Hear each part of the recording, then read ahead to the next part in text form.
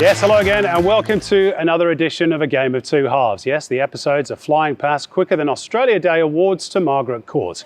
A week that saw Joe Biden inaugurated as the President of the United States. And he's a big fan of soccer, having attended 3 World Cups.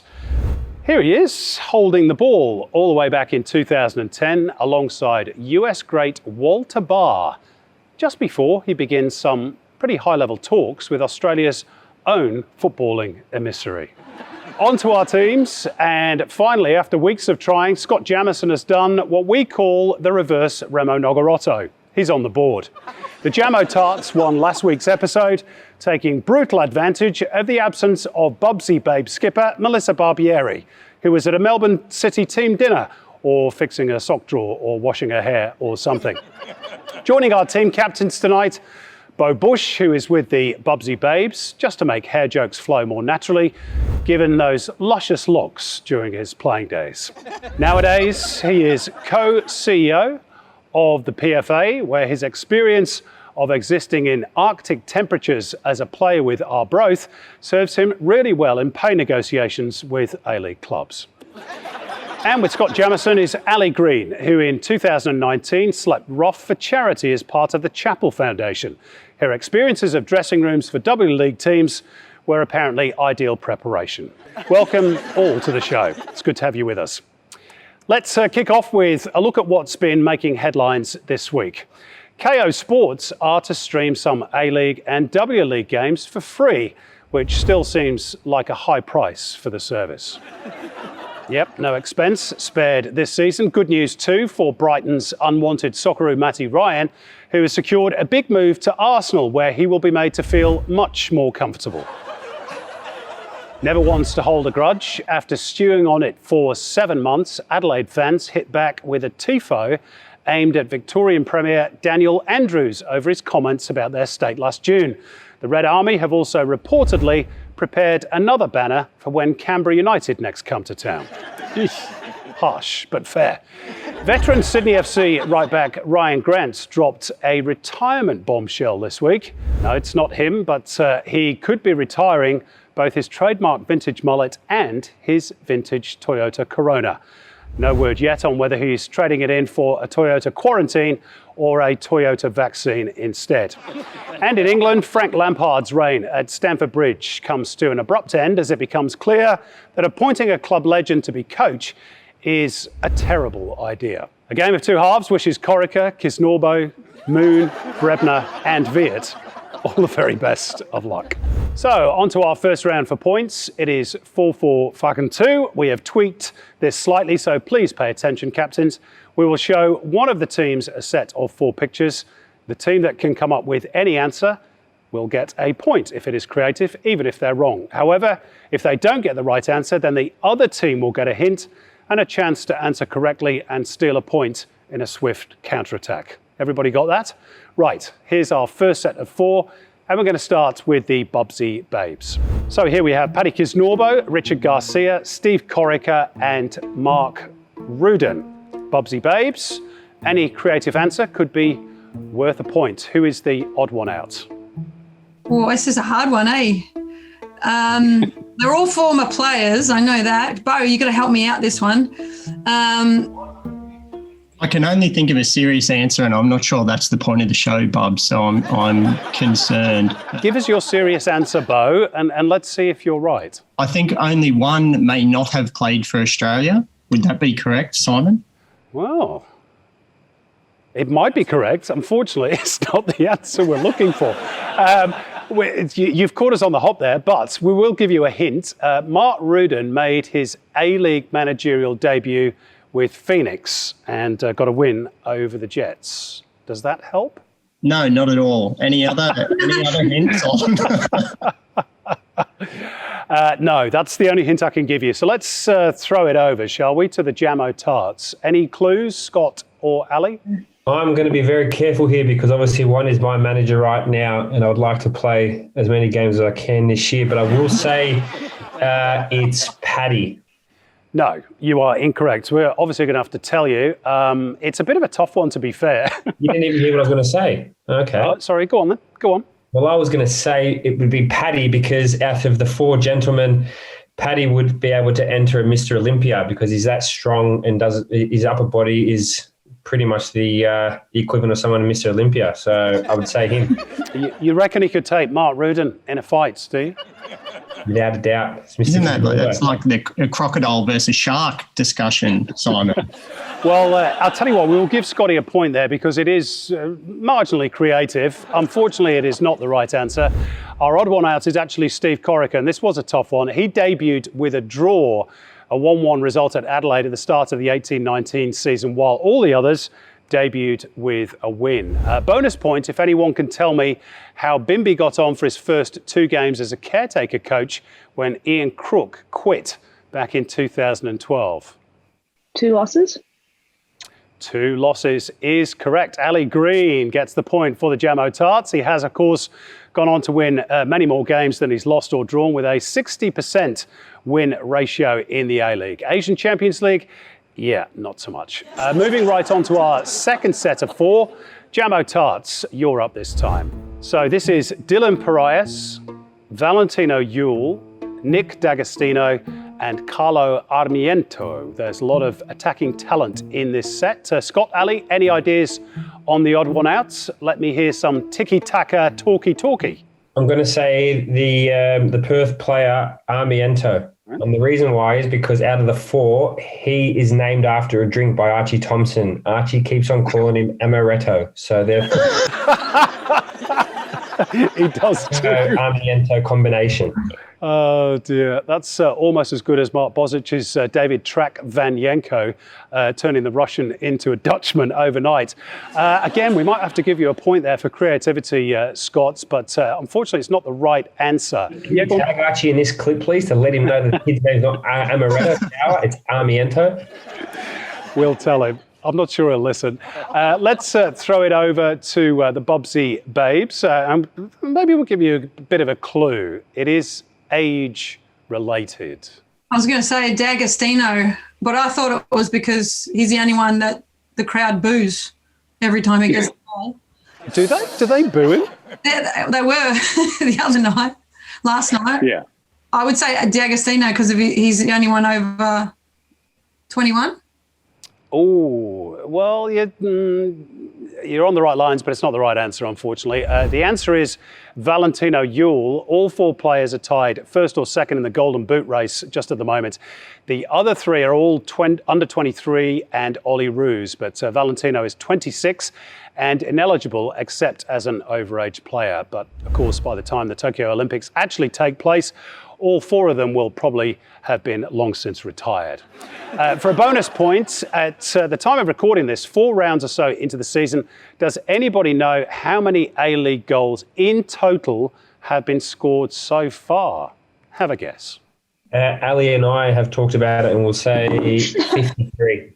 Oh, you're not too far off, actually, but you're not right. Anybody else want another go? Still open to both teams? 65. I've been unable to Google it quick enough, Simon, but I'm going to go with that. That's a red card, Beau, if you're Googling. No, that's not right, but we're desperate for somebody to get points, so we'll keep going just for a moment. You're too high, Beau, and Scotty was too low. There's your clue. 59. Again, it's close, but no cigar. Go on, Ali. You got to get this right. I now forget what Scott said in the first Too one. high or too low? Bubsy's just said 59, and I said that's too high. 57. Yay, we got there in the end.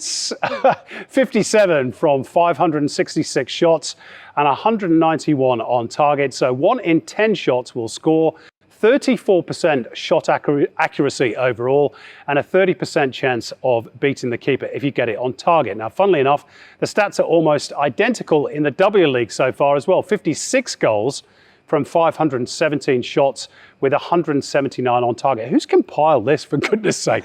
1 in 9 shot score. Kevin Ayres sticks his hand up with 35% shot accuracy and a 31% chance of beating the keeper. The extra 1% is obviously when Bubs gets a game. Talking of stats, sorry, Bubs, let's check in with Hayley Routley for the scores after the first round. Hayley. Well, his points are higher than the clippers he's used on his hair. The Jamo Tarts are leading 4-0. It is a bit severe, that crew cut, Scotty. You did that for a bet?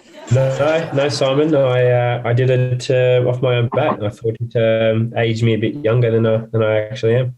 Right. Thought you were joining the army or something. Next up, it is Jamo's favourite round, which is Omni Headlines, where parts of the upcoming headlines have been blacked out like a non-Asian Champions League approved sponsor at the Melbourne Rectangular Stadium. 1 point to the team who can fill in the missing words, and some bonus points for those who can write their own clickbait. And we are off. Our first headline is this. Jamie Carragher says that Newcastle are becoming what? Let's hear your wrong answers first. Anyone? Buzz in if you want to have a crack.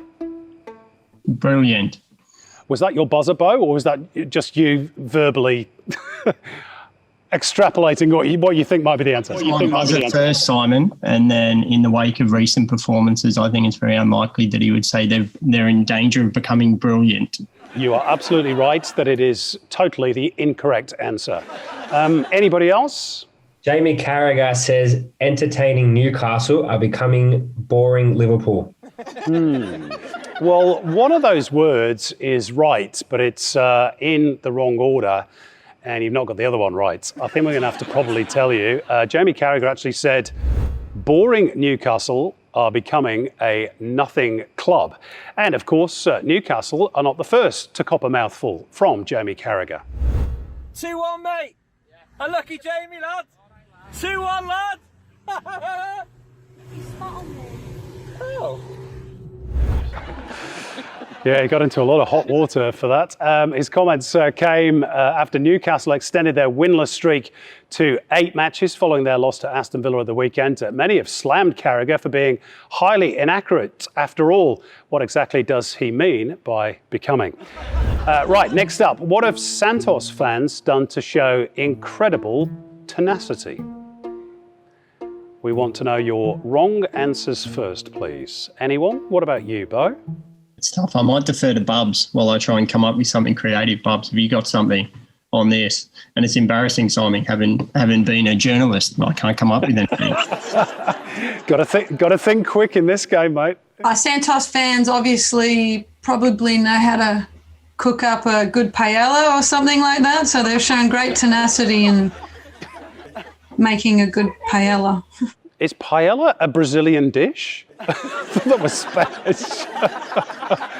Maybe that's part of it, Simon, that was their tenacity. It's not a local dish. They had to go and come up with something that is not good, especially from their culture. So I think that's right, Bubs. That is tenacity. It's like them maybe coming up with a pavlova would be the equivalent. So, see, there's your journalistic brain in action, Beau. You just had to delve a little bit deeper for it. You're going to get a point for creativity, but it's not the right answer. Let's throw it over to the Jamo Tarts. Ali, Scott, any ideas? I'm going to apologise to Ali because Ali, numerous times I've had arguments with the producers of this show about this segment and the stupid headlines that seem to be involved. Like, I've got no understanding of why they put Santos in it. So, Ali, I'll let you be the guest.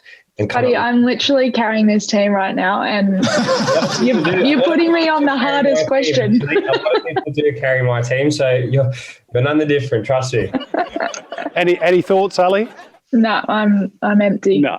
And it was a tricky one, to be fair. The answer is launched flares with parachutes into the ground for their game against Boca Juniors. Yep, it is the biggest long throw since Rory Delap on a cold, wet night in Stoke. Santos fans winning global praise for their ingenuity. Try that in Australia and you probably get a life sentence. Let's move on to our third headline. Epic Games and the A-League bring what? Any wrong guesses for me? That was me. I was going for Epic Games and the A-League bring good commentators back to football. Oh, back to football. I do love you, Bubs. I do love you. You get 5 points for that particular answer. Anybody else want to have a... It's not the right answer, obviously. Anybody else want to have a crack? Epic Games and the A-League bring joy to Patrick Delaney. And we might have to edit that one out. Anyway, it is not the right answer. Could it possibly be that the Star Wars round is coming back? Do you know what? You are not a million miles away, actually. It's not all the boys to the yards, but rather team kits to Fortnite. Yes, it's that dream collaboration between a game whose best years are behind them with a game whose best years are behind them. In one of the first moves made by the independent A-League to promote the sport to the youth market, gamers can now choose to wear a range of in-game outfits, including full kits from Melbourne City, Western Sydney Wanderers and Sydney FC. Alex Brosk, of course, led the way for this tie-in. He was going down in the box like he'd been shot by a sniper years before Fortnite came along. Have they modeled a picture off you, Scotty? I think they did, Scott. We'll have to bring it up in the next round of CBA. There's some money in that, I think. So. That one. You've done a bit of modelling, haven't you, Scotty? Are you trying to bring up a picture or something here? If only we had one, but I reckon there is one somewhere online. Is that true? Let's just say I like cleaning around the house. Did you do it naked with just a pinny? No, I did it with a football kit on, but it was for a charity. So. Oh, well, that's okay then. That's okay. We'll let you off.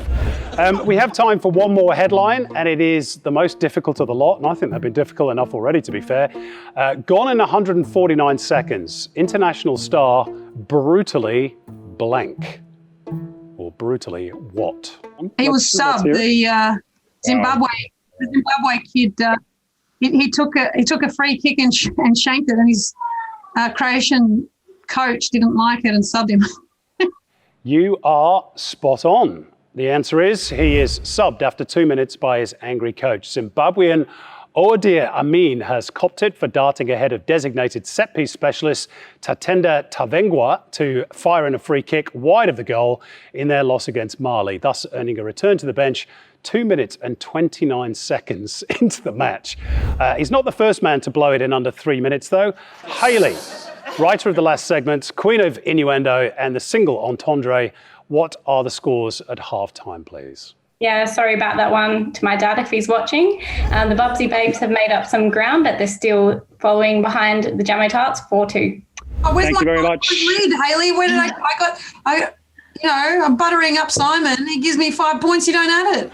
So I won't hear at the end of it from Jamo otherwise. Come on. Jamo has already upset Hayley once or twice in this series, so we've got to keep the peace. Thanks, Hayley. All to play for in the second half after we take this quick break to hear from our sponsors.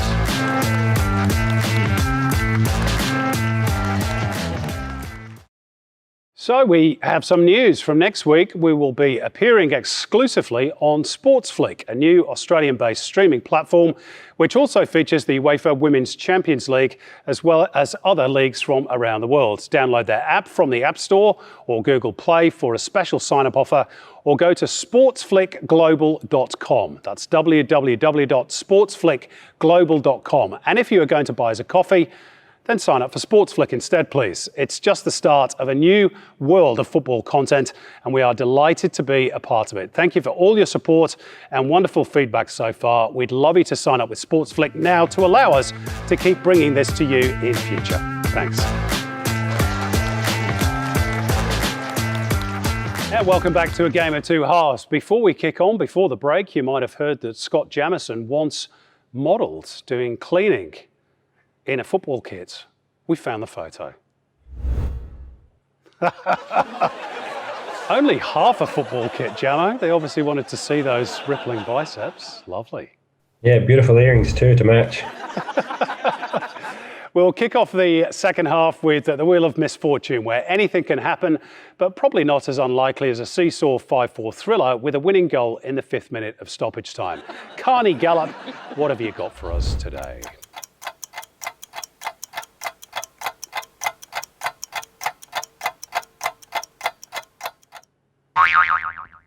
Yep, it is mascot madness. Central Coast Mariners mascot Marvin is an A-League favourite, but not everyone loves him. Take a look at this insanity from K-League club Daegu FC's Marvin-hating mascot Rika.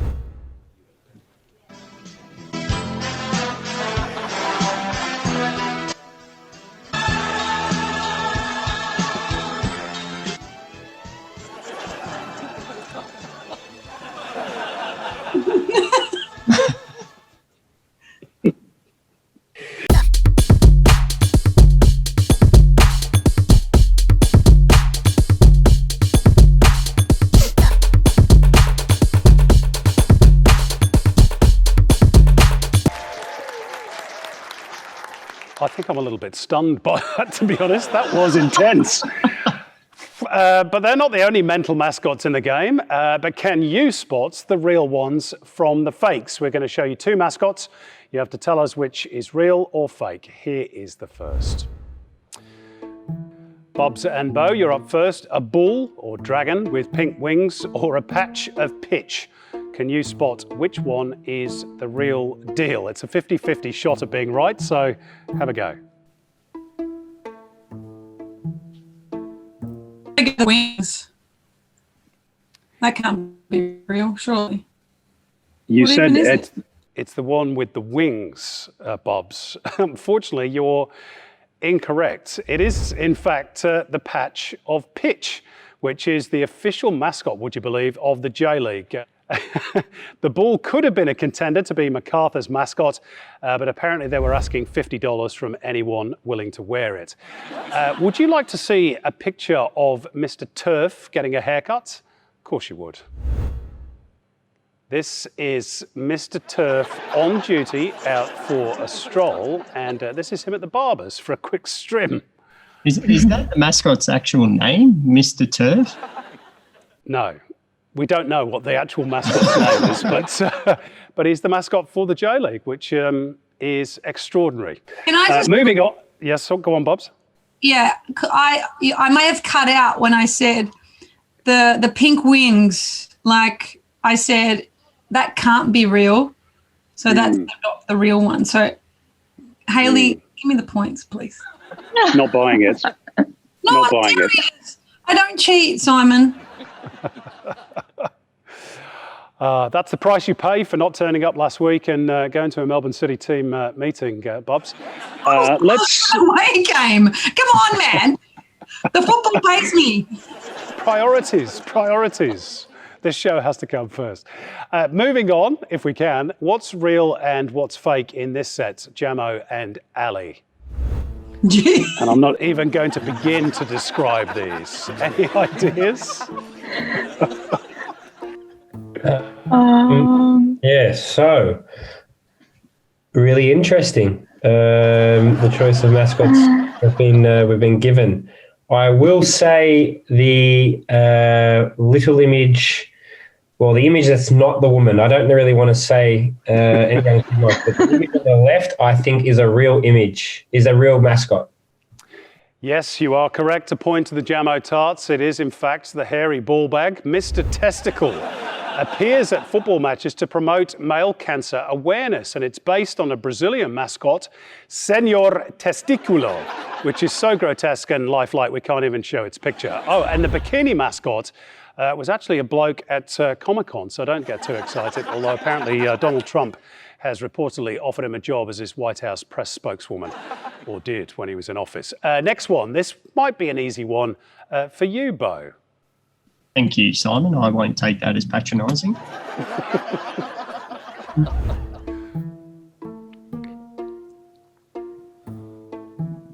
What do you reckon, Beau? Why is it easy for you, the bear is fake. The bear's not the real mascot. Do you know, it's the correct answer, by the way, but do you know who the other one is? No, I feel like I should, but because you pointed that out to me, Simon. So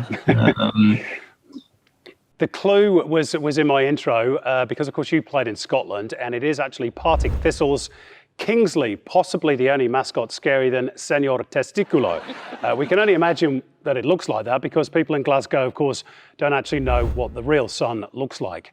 The other one is a fake Kumamon tourism mascot from 2010, which is apparently an actual problem in Japan. There's something about mascots in Japan where people pretend to be something from the past to con people today, unlike the A-League, of course, in 2005, which pretended to have nothing to do with the past. Finally, what's real in this pick, Jamo and Ali? There are 2 points on offer here. Ooh. Come on, Ali.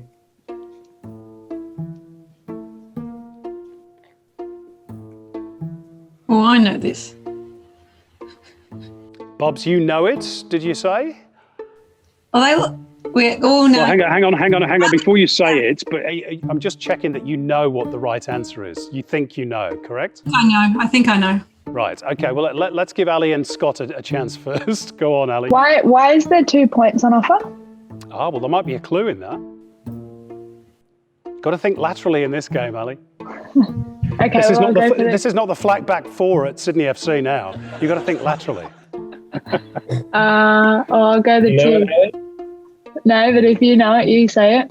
I'm going to say the 2 boys on the left because it's 2 Blackpool players and their owner, Mr. Oyston, literally poured no money into the club, so therefore he put players up as mascots. I actually like that answer. That's not bad. You're going to get a point for creativity, Scott. Unfortunately, it's not right. So let's throw it over to the Bubsy Babes. What's your theory here, Melissa? I get the feeling that they're singers. They're like... What song did they sing? They were in that band that sung that song with the Central Coast Mariners mascot and the Korean mascot, that F You Up song. Jay Spearing. Yeah. Which duo did you think they were, Bubs? Which popular beat combo did they represent? One of those guys. They look too pretty to be part of a football club. I think you're the first person that's ever said Jay Spearing is pretty. I was about to say that, Scott. He'd be very happy with it. I think you have to tag him in this. Jay Spearing's wife has just tweeted us. No, I'm just kidding. The answer is they are both real in this case. See, lateral thinking. The Regal Lion Kingo is the mascot of Willem II in the Eredivisie in Holland. But the taller bloke in the other pic is actually 34-year-old Kevin Stewart, who was tricked into being Blackpool's mascot whilst he was on his stag do. And at 188 centimetres, he towered over the rest of the squad, never mind the Matchday Kid mascots. Talking of which, Ali, your skipper is not exactly the tallest player on the park, Teresa Polias, yet she always seems to end up with the tallest Matchday Kid standing in front of her pre-game. Who picks who gets who? I mean, do you shuffle them amongst yourselves until Teresa always ends up with the tallest, or does she pick them herself? I think at first it was just by coincidence. I think there's someone behind it now because it is literally every time. It's not hard. She's only 4'5". I know, but these kids, aren't they meant to be like 4 or 5 coming out with us and they're like towering over most of us? You'd have to be an infant not to tower over Teresa. Wow, that from possibly the smallest goalkeeper that ever played. That's some... Right, thank you very much. I'm not sure. No, I can back tee up there. I always get some pretty tall little kids too, so... It's not a nice feeling when you're trying to do high fives over the top of them and you're pretty much smacking them in the head. Well, we are short of time at the end of this round. So at the end of that extravaganza, Hayley Routley, who's twerking in front of the home fans? Well, they're starting to prove that last week wasn't a fluke. The Jamo Tarts are still leading 6 to Bubsy Babes 3. Wow. It's becoming a winning streak, or potentially so. Next up, it's We Don't Know What You're Doing. Sorry, go on, Bob. Well, you did, but you're still behind on the scoreboard. That's all that matters. No, she only did one for Beau. That's not fair. Hayley, you are becoming the most unpopular person on a Game of Two Halves. We're going to have to take out security detail to protect you in your home in Adelaide. And of course, you are a fan of the Reds. So if anything, you would be preferring the Red team. Anyway, score disputes aside, let's move on to We Don't Know What You're Doing, where our teams have to guess what happened next. Creative answers also net you points, of course. Let's jump straight into it. Let's roll the video number 1.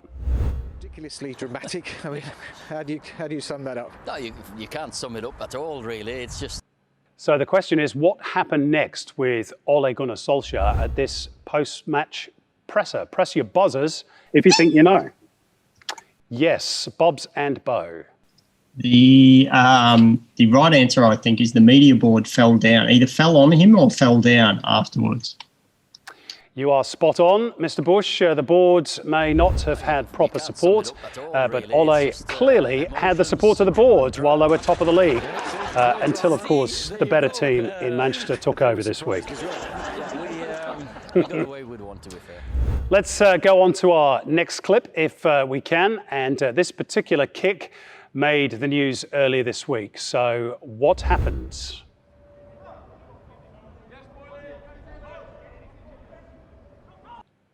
Any thoughts? Yes, I've pressed my buzzer. Can you hear me? I didn't, but I can hear you saying, yes, I've pressed my buzzer, Scott. So please go on. Does it work? There we go. Okay. It does now. Simon, he scores from the goal kick. Let's see if you are correct.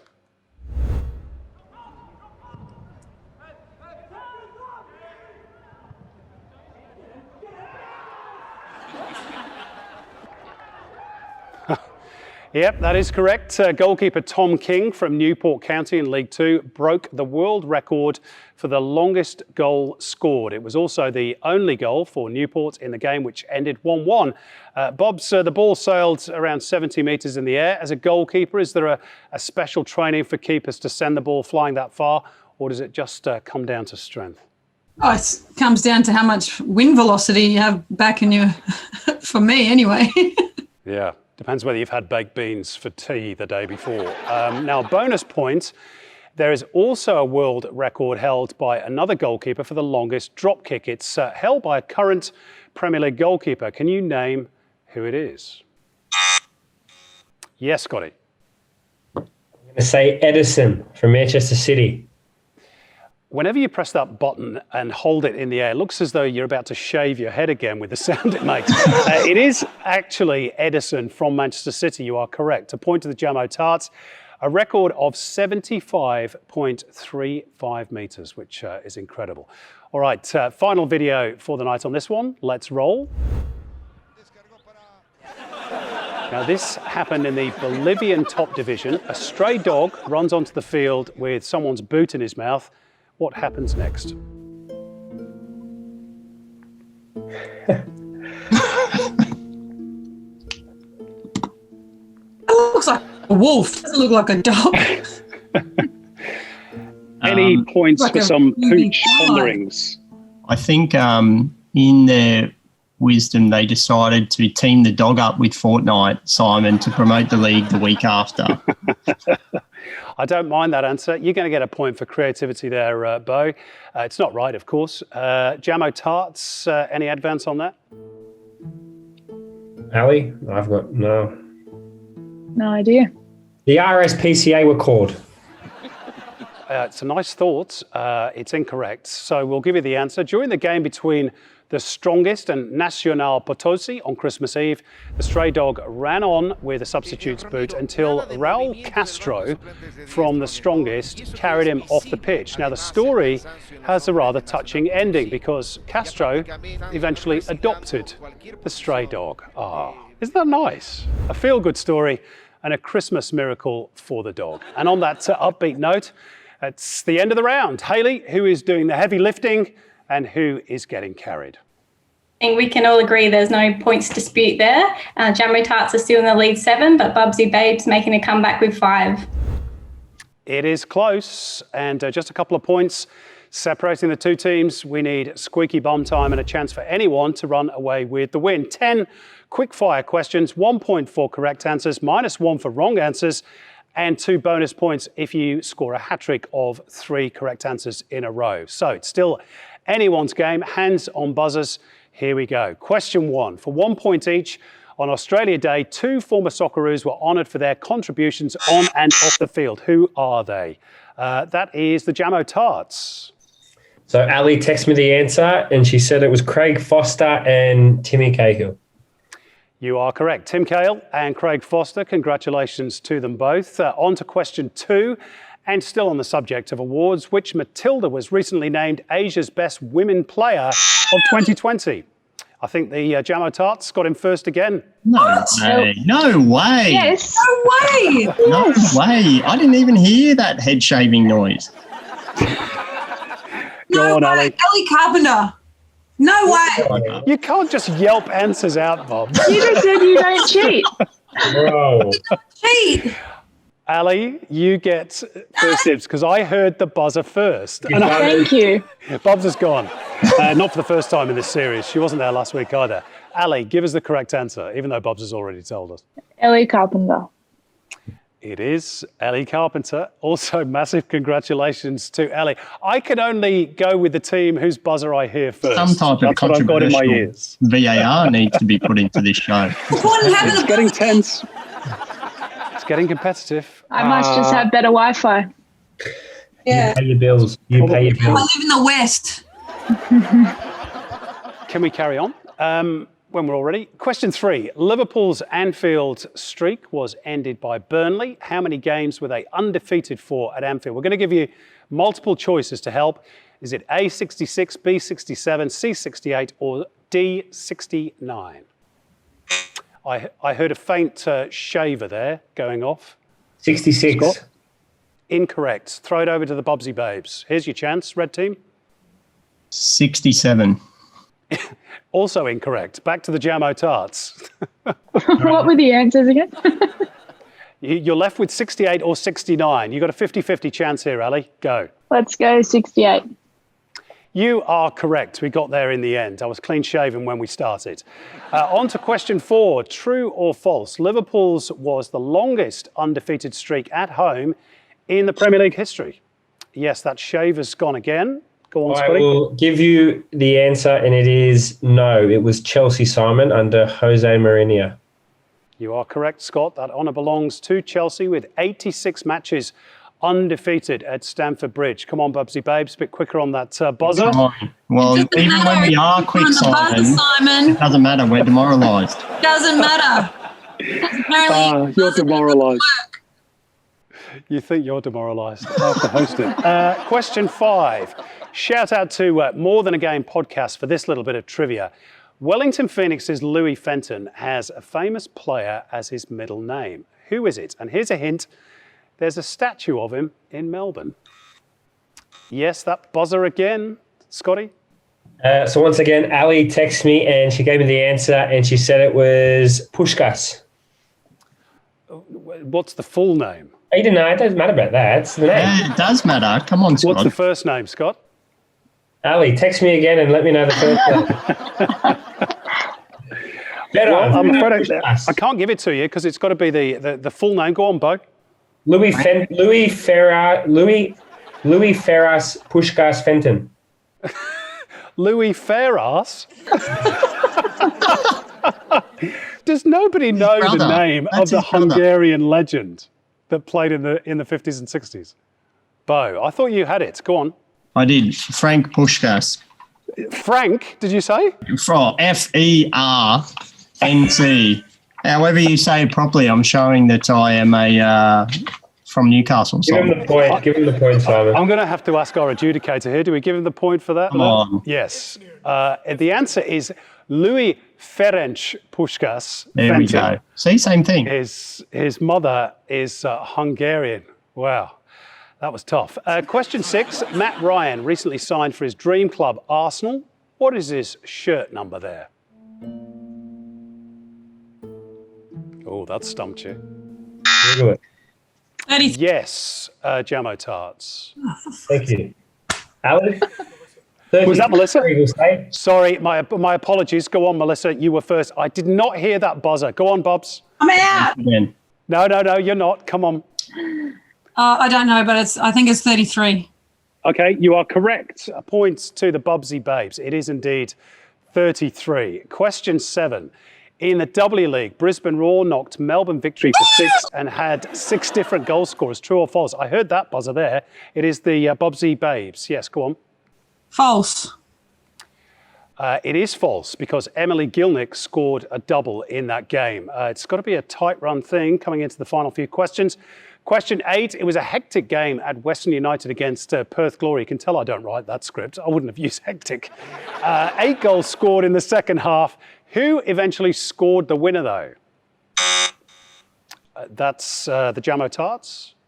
It was Stephen Lustica. It was indeed Stephen Lustica. Question 9. In the last round, we showed you the video of the longest goal ever scored. What was the official distance recorded by the Guinness World Records book. So here's a hint. The previous record was 91 metres. Yes, Jamo Tarts. 97 metres? It's close. Anybody give us a better answer? Bubs? Beau? 98. Ooh. The actual answer is 96.01 metres. Who's closest there, Mr. Adjudicator? The Jamo Tarts? Yeah, just by a whisker, which is quite apt given that shaving noise. Final question, guys. Here we go. A Queensland pest invaded the commentary box during the W League game between Brisbane Roar and Melbourne Victory. Who or what was it? Nick Again, Meredith. I heard that Jamo Tarts. Buzzer first. Cane toad. Nick Meredith is not the right answer. So we have to throw it over to the Bubsy Babes. Go on. On Bubs. A cane toad, you say, yeah, Bubs. Correct. You are correct. Not Clive Palmer, but an actual cane toad. Amy Chapman keeping her cool as she revealed the amphibious assault in the middle of the match. In typical Queensland fashion, we have just had a cane toad join us here in the commentary box, but all has been sorted. Bloody imports, eh? Coming over here, taking over our game, then getting kicked out of the commentary box. I wonder when the Cane Toads quiz show starts. And with that, the full-time whistle has blown. Hayley, who is doing the hokey-cokey behind the goals? Well, I don't know what to say. I think I'm going to cop some heat from both sides. It's 11-all. Oh, here is a tie-breaking question. It's our first ever tie. It's so exciting on a game of two halves. But we're going to have a tie-break question so we can get a winner. How many passes in total have we had in the A-League this season? Yes, Jamo Tarts. Passes? Yes. As in when You were just pass buzzing it to ask what the question was again, were you? Great question. I'm going to say Last week, what are you talking 42,306. So what we're going to do is the nearest to the mark. So your answer was, Scotty? 42,306. 42,306. And the Bubsy Babes are going to go with... You go, Beau. I was going to go with you, Bubs. I wasn't much good at passing it. It was more heading it and kicking it. So I wouldn't know how many What passes. about A-League? I only watch the W League. So much for solidarity. 75,000, Simon. 75,000. The answer is 19,246. So the point goes to the Jamo Tarts and they win by 12 points to 11. 19,000 passes. Yep. Central Coast need to stop shanking it then. But they're top of the league. What about the rest? Yeah, because they just kick it long and then score. Long ball football, even though you don't watch it, Bobs. Okay, it's a win for the Jamo Tarts for the second week in a row. They pull the series back to 3-2. Our thanks to our two teams, Melissa Barbieri, Beau Busch, Scott Jamieson and Ali Green. Just before we go, time for some late news. After Mohamed Toure scores on his starting debut for Adelaide United to win the game against Melbourne Victory, brother Al Hassan yearns for the days when he was the talk of the town back in 2019. Oh, bless. After being awarded a gong in the Australia Day Honours List, freeing Hakeem, saving refugees and running for the Football Australia board, Craig Foster says his biggest challenge is yet to come, convincing Lucy Zelich that Adelaide is great. SBS is about respecting every single culture. You tell her, Craig. Poor Lucy, she'll never get over that, will she? As Western United clear another hurdle towards building their new stadium in Wyndham, construction workers say they've been ready to go for some time. And Chelsea fans are forced to rework a tribute banner after this week's shock news from Stamford Bridge. Yes, henceforth it will read then, now, and until Tuesday. Very good night to you.